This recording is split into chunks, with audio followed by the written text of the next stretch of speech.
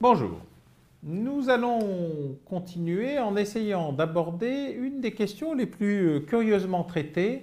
qui est celle du financement du terrorisme.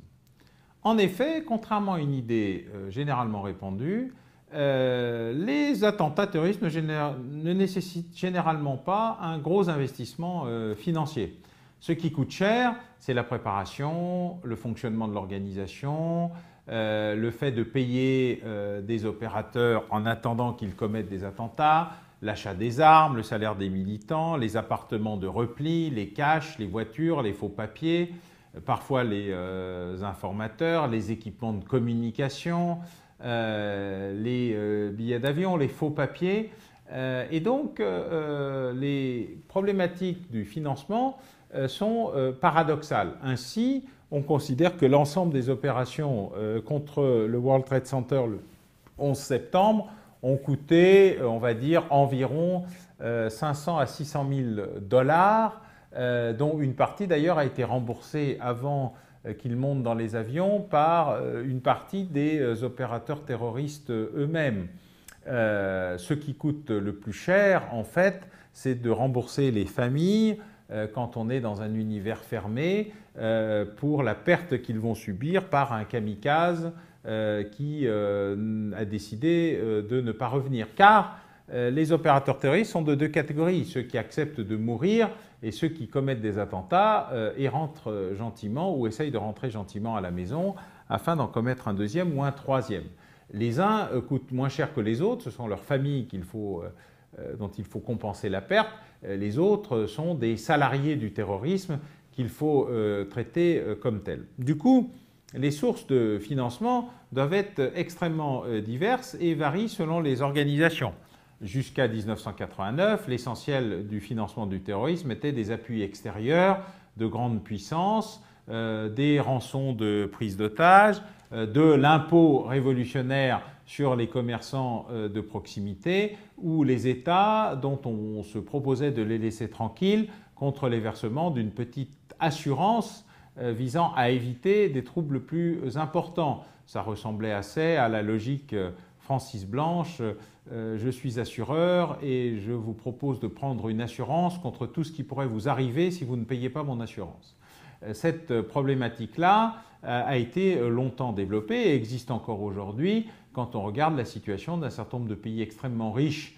mais pas particulièrement puissants qui n'ont fait l'objet au cours des 10, 20 ou 30 dernières années d'aucun attentat ou d'aucune prise d'otage. Soit on considère que c'est la puissance et l'efficacité de leurs services de sécurité, ce qui n'est pas impossible, soit on considère qu'en plus, une petite assurance tout risque a permis d'éviter le pire des événements. Le moyen de financement le plus courant est évidemment le racket ou impôt révolutionnaire qui est imposé par à peu près tous les mouvements terroristes. Il se traduit en général par une pratique sur le territoire d'implantation des mouvements, mais aussi sur les populations issues de ces communautés dans leur propre diaspora, ce qui est très connu, notamment dans un certain nombre de diasporas kurdes, tamouls, chinoises, irlando-américaines. La zakat aussi, l'aumône obligatoire, peut être détournée, en général à l'insu des donateurs, mais pas toujours, afin de permettre des compléments de financement. Et puis, il y a aussi des opérations de trafic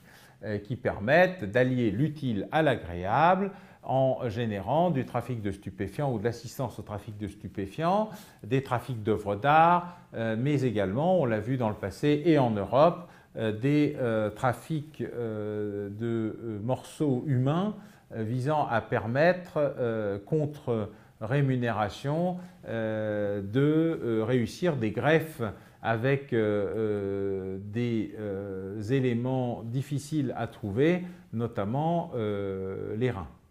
Ce dispositif montre l'extrême créativité financière des opérateurs terroristes et bien évidemment quand ils contrôlent en plus un territoire, ce qui arrive parfois, alors on voit arriver le détournement à la fois de l'impôt, et pas seulement révolutionnaire, mais aussi des matières premières ou le recyclage par exemple de produits et de déchets toxiques à des tarifs défiant toute concurrence, notamment vis-à-vis des entreprises classiques spécialisées dans le recyclage. À l'époque de la guerre froide, de nombreux mouvements étaient financés par des services de renseignement de nombreux pays et beaucoup d'États ont été accusés d'être les financiers du terrorisme, à la fois par un soutien monétaire, logistique, en termes d'armes et de papier. Et donc, pendant longtemps, la Libye, l'Iran, la Syrie ont été mises en cause. Et plus récemment, on a pu voir de nombreuses critiques, pas toujours justifiées, ou en tout cas pas toujours extrêmement étayées, mettant en cause, par exemple, des pays officiellement alliés de l'Occident, comme le Qatar, car il est assez difficile de faire le tri entre les bons et les méchants djihadistes quand eux-mêmes définissent la même logique eu égard à leur profession de foi. Ces aides sont en général adressées directement au mouvement, soit vers des sociétés commerciales, des organismes d'import-export, servant de couverture, des organisations non gouvernementales, mais également des comptes en banque sur des sites offshore qui permettent de redistribuer l'argent et de permettre le fonctionnement des organisations profitant ou agissant par la terreur. Les organisations terroristes peuvent également profiter d'activités purement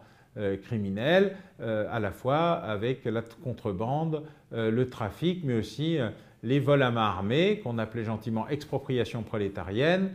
dans les années 70 ou 80, la contrefaçon, les cartes de crédit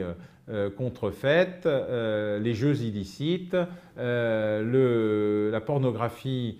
plus ou moins clandestine, en tout cas le détournement d'images pornographiques, etc., etc. Il n'y a d'ailleurs pas de limite connue au mode de financement des organisations terroristes et dès lors qu'elles s'implantent sur des territoires ou vis-à-vis de communautés spécifiques et particulières, alors elles arrivent en général à obtenir des financements plus importants et plus structurés. Et en contrepartie,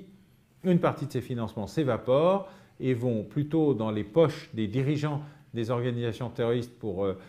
justifier une vie plus luxuriante que d'être caché dans un désert aride.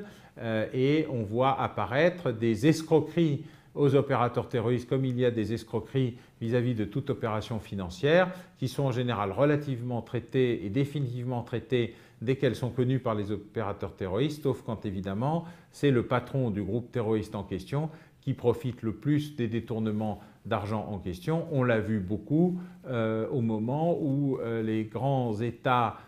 ont été obligés de payer pour leur tranquillité après l'attaque du siège de l'organisation de l'OPEP à Vienne et où un certain nombre d'opérateurs ont eu la vie sauve par le versement de considérables rançons dont toutes n'ont pas fini dans les caisses des organisations terroristes elles-mêmes, mais plutôt dans les poches d'un certain nombre de leurs dirigeants.